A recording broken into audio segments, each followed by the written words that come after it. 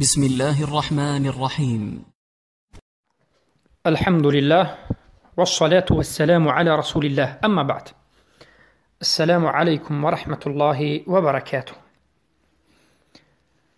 برادر، از حکم زدن دوف و طبل و گوش کردنش از ما سؤال نمودند. بارک الله فیکم. اولا دوف چیست؟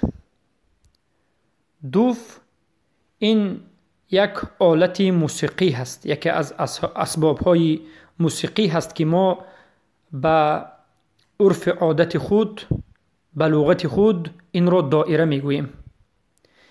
یعنی دایره ای که پشتش کشاده باشد یا طبلی که پشتش کشاده باشد، یک طرفش محکم و طرف دیگر باز باشد و به خودش در طرف عقب زنجیرچه هایی که آوازش رقاص میکنند نداشته باشد. و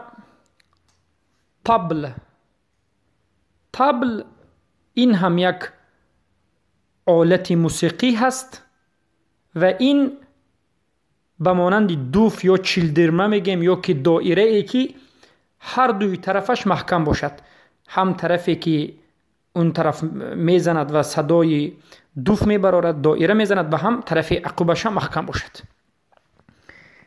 دوف عقبش کشاده، دایره که عقبش کشاده، طبل دایره که عقبش هم محکم باشد. این معنای دوف و طبل بود. شیخ علوی ابن عبدالقادر السقاف، مشرف عام مؤسسه الدرر السنیه، در این مسئله به نهایت خوب تحقیق نموده اند و خوب بیان میکنند.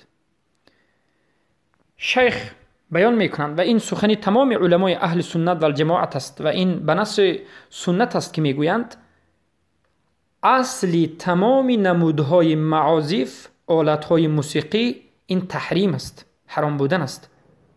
و اصلی گوش کردن تمام آلتهای موسیقی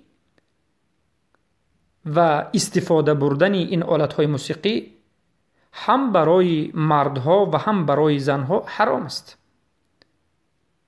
از حدیثی که ابو مالک الاشعری رضی الله عنه مرفوع از رسول الله صلی الله علیه وسلم روایت میکنند که رسول الله میگویند لا يكونن من امتی اقوام يستحلون الحر والحرير والخمر والمعازف.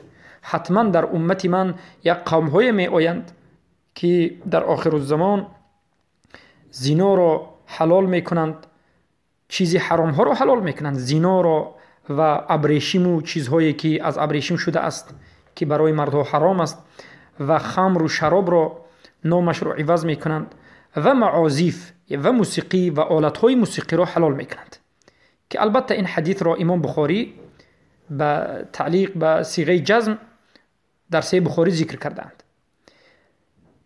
این حدیث حجت است و از این حدیث علما استدلال میگیرند و میگویند که تمام آلتهای موسیقی و در جمله تمام نمودی که به همون آلتهای موسیقی تعلق دارد و از همون است، این چی هست؟ حرام است، حکمش حرام است. و این چین از حدیث عمر بن سعد البجلی روایت میکنند که میگوید قال دخلت على قرضة بن كعب وأبي مسعود وجوار يضربن بالدف ويغني قالوا قد رخص لنا في اللهو عند العرس. میگن من داخل شدم به قرضة بن كعب و ابی مسعود که یک دخترهای کودک، یعنی میده دوف میزدند و بعضی از سرودها میخواندند و گفتند ابی مسعود و قرضة بن كعب گفتند که قد رخص لنا في اللهو عند العرس، در روزهای عروسی، توی زن و شوهری، توی عروسی، در این روزها به ما اجازت داده، رخصت داده شد. این حدیث البته امام نسائی در سننشون روایت میکنند و غیرشون و حدیث حکمش حسن است. و محل حجت کجاست؟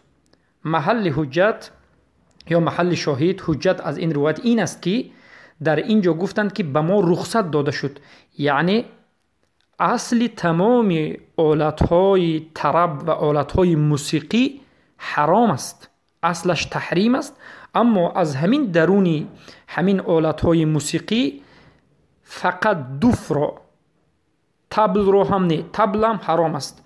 اون دایره هایی که هر دو طرفش محکم است حرام است، به هم حرام است. اما فقط دوف رو در دو و در بعض روایت‌ها 3 حالت زدنش را فقط به زنها و به خصوص دخترچه های خردسال زدنش را اجازه دانستند. اما زدن دوف را برای مردها و جمع شدن و زدن دوف، یعنی این چلدرمه را، یعنی در حالت اختلاط، در این همه حالت ها برای مردها حرام است. بارک الله فیکم که در این مسئله صحبت میکنیم. پس دوف و طبل از آلت های معازف است. قطعا این از آلت های معازف است. خیلی که ابن اثیر در النهایه فی الغریب الحدیث والاثر میگن که والعزف، یعنی بازی کردن به معازف، به آلت های طرب، بمانندی دف یعنی دوف و بغیر دوف دیگر چیزهایی که زده می شود، گفتن این از آلت های طرب است. پس ابن القیم الجوزی در کتاب مدارج السالکین مجله اول 484 صفحه میگن که و آلت های معازف من الیراع و الدوف و الاوتار و العیدان، یعنی دوف هم این آلت های چی است؟ از آلت ها و اسباب های معازف است. و ابن حجر عسقلانی در فتح الباری هم این ذکر میکنند. معازف یعنی میگن الدفوف و غیرها مما یضرب به. معازف یعنی آلت های موسیقی، این دفوف است، یعنی چیزهایی که زده میشود. پس دوف و طبل، دایره که یک طرف پشتش کشوده است یا دایره که هم پشتش محکم است، لغتا هم شرعا هم از معازف آلت های طرب گفته می شود.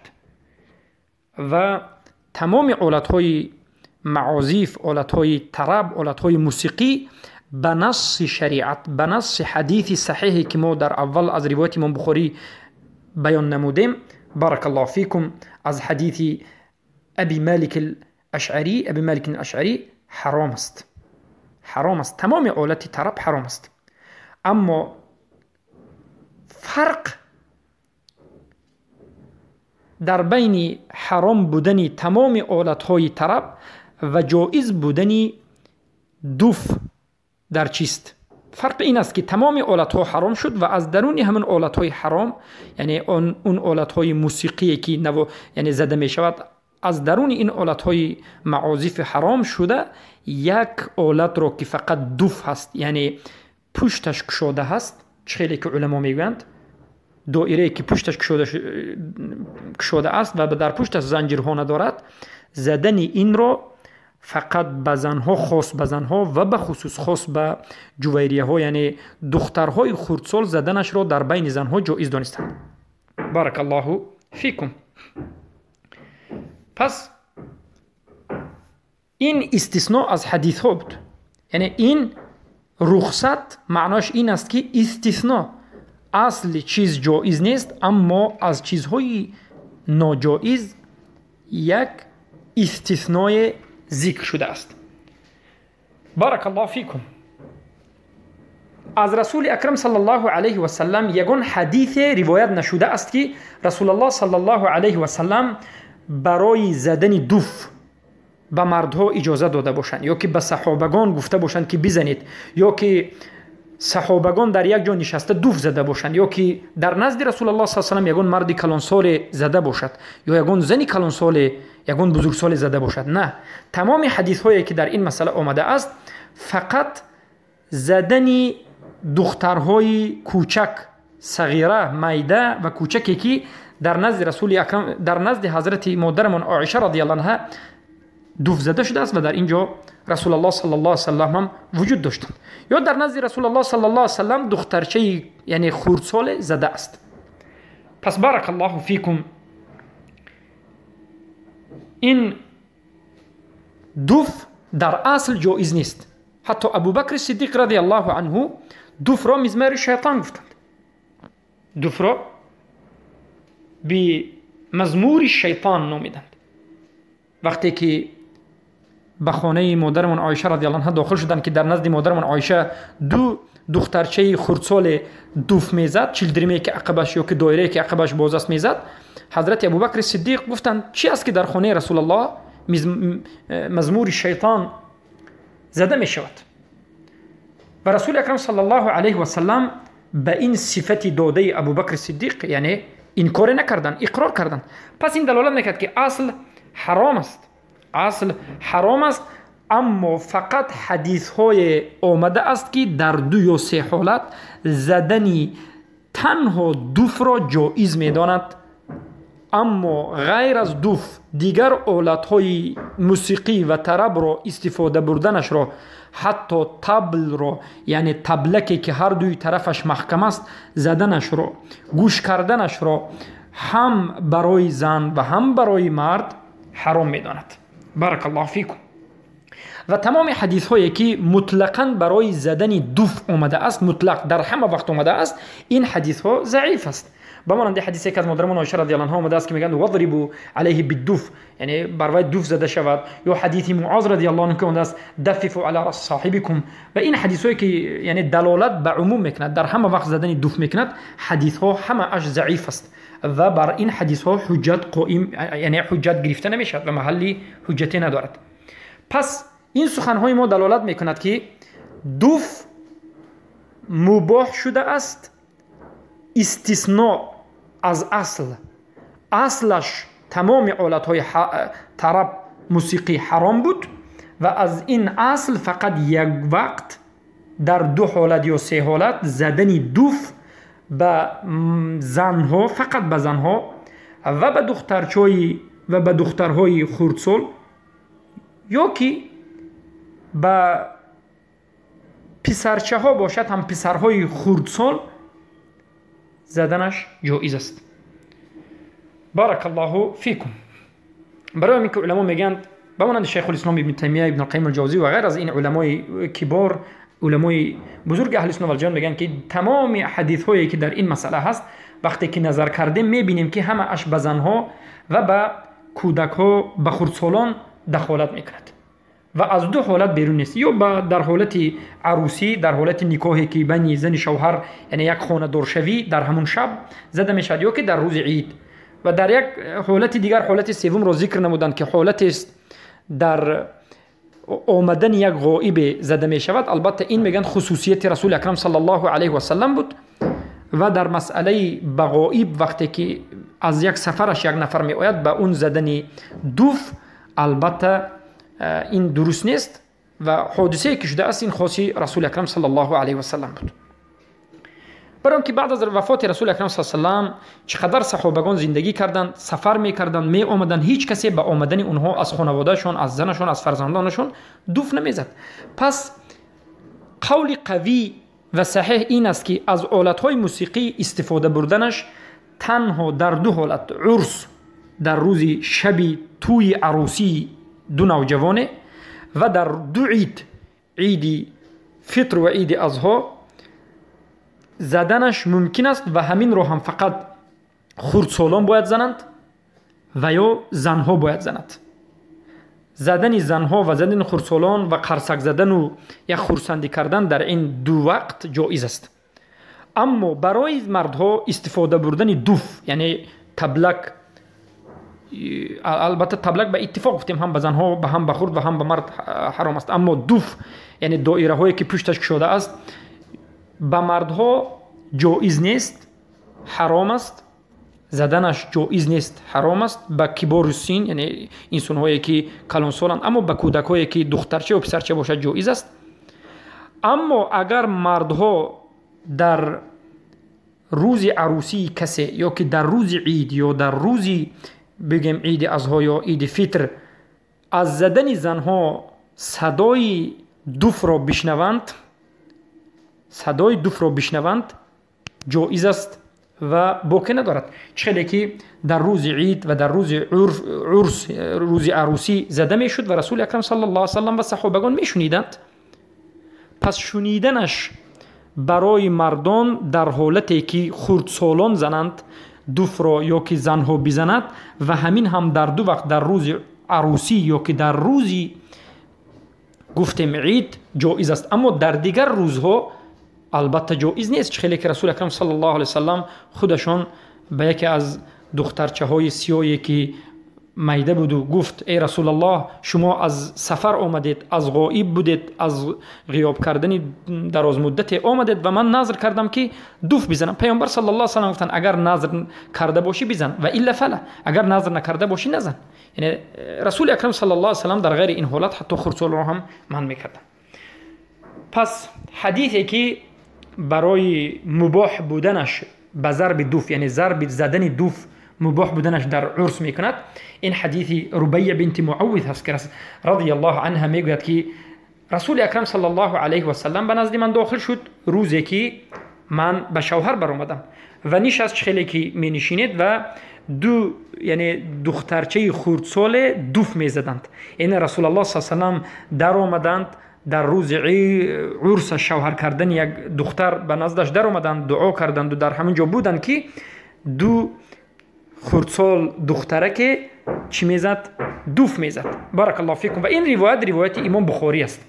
روایت امام بخاری است. از همین جهت جایز است که در روز عرف دوف زده شود و اما این رو خردسالان یا که دخترچه های خرد یا که زنها بزنند، نه مردها. اما حدیثی که زدنی دوف را در روزهای عید جایز میداند این هم روایت بخاری است که از مادرمون عایشه رضی الله عنها روایت است که ان ابا بکر رضی الله عنه دخل عليها وعندها جاريتان في ايام من تدففان وتضربان والنبي صلى الله عليه وسلم متغش بثوبه فانتهرهما ابو بكر فكشف النبي صلى الله عليه وسلم عن وجهه فقال دعهما يا ابا بكر فانها ايام عيد وتلك الايام ايام منى. یعنی حضرت مادرمون عایشه رضی الله عنها میگویند که ابوبکر صدیق پدر مادرمون عایشه رضی الله عنها به خانه عایشه رضی الله عنها رسول اکرم صلی الله علیه و سلم داخل شدند. وقتی که داخل شدند نگاه کردند که در نزد عایشه رضی الله عنها دخترچه خردسال نشسته و دوف میزند. ابوبکر صدیق رضی الله عنه با دیدن این مشهد این دو دخترچه که دوف میزدند پیش کردند که رسول اکرم صلی الله علیه و سلم در یک طرف خانه به لباسشون پیچونیده تکیه کرده ایستاده بودند که گفتند ابوبکر با اونها کاری ندار. یعنی این دو خردسال دخترچه‌ای که دوف میزند در نزد مادرمون عایشه رضی الله عنها به اونها کار ندار، برای اینکه امروز روز عید است و در روز عید البته جایز است. این حدیث هم امام بخاری روایت میکنه و این حدیث هم دلالت میکنه که در روز عید زدن دوف برای زنها و اگر زننده‌اش خردسال یا زن باشه جایز است. اگر مرد بشنود باکی ندارد، اما زدن مرد و گوش کردن مرد دوف را از دیگر مرد این و غیره جایز نیست. بارک الله فیکم. پس تمامی حالت هایی که حدیث های صحیح بر اون آمده است که زدن دوف، استخدام کردن دوف یعنی جایز است، صریحا حدیث هایی که آمده است همه اش از یعنی دخترچه های خردسال میکند، قصه میکند که دخترچه های خردسال میزدند. بارک الله فیهم. پس ببینید که حضرت مادرمون عایشه رضی الله عنها چخیلی که تبرانی در اوسط روایت میکنند میگن که فهل بعثت مع جاریه، یعنی جاریه دخترچه خردسال یا که جواریات یا که سبحان الله جواری بجوارین جاریتان، این کلمه هایی که همه اش دلالت از زدن دخترچه میکند. این حدیث ها وقتی که میبینیم زدن دوف رو فقط در نزد رسول الله صلی الله علیه و سلم یا در اون زمان در دو حالت، به عرس روز عروسی و روز عید فقط به دخترچه های خردسال جایز داده بودند. بارک الله فیکم. پس این بود مسئله یعنی زدن دوف. و سیم حالتی که گفتیم قدوم الغائب، قول راجح رو ذکر کردیم. حالا اقوال اهل علم در این مسئله به نهایت زیاد است. امام احمد ابن حنبل، شیخ الاسلام ابن تیمیه رحمه الله، ابن کثیر رحمه الله و ابن القیم الجوزی، حافظ ابن رجب در فتح الباری و حافظ ابن حجر الاسقلانی در کتاب فتح الباری، ابن حجر الهیثمی و بسیاری از علما این سخن را عیناً گفتند و بیان نمودند که تمام آلت‌های موسیقی حرام است و از درونش فقط استثناء شده است به استفاده کردن دوف دایره‌ای که پشتش باز است و همین زدن دوف هم فقط در دو حالت عروسی توی شدن کسی زن و خانه‌دار شوی و در روز دو عید فطر و عید اضحی و همین هم از دخترچه های خردسال یا که زنها در بین خود میزنند. اما زدن مرد، جمعشوی مردها به این گوش کردن مرد از زدن مرد یا که گوش کردن تبلک از یعنی این تسجیلاتی که امروز از کسیت ها یا رادیو و غیره البته جایز نیست. بارک الله فیکم. پس مختصر قول، خلاصه قول چیست؟ طبل این محرم است. طبل یعنی دایره که هم دو طرفش محکم است. تمامی دایره هایی که دو طرفش محکم است طبل میگیم، به زبان روسی برابن میگن و غیره. این دو طرفش محکم بوده چیزها چی هست؟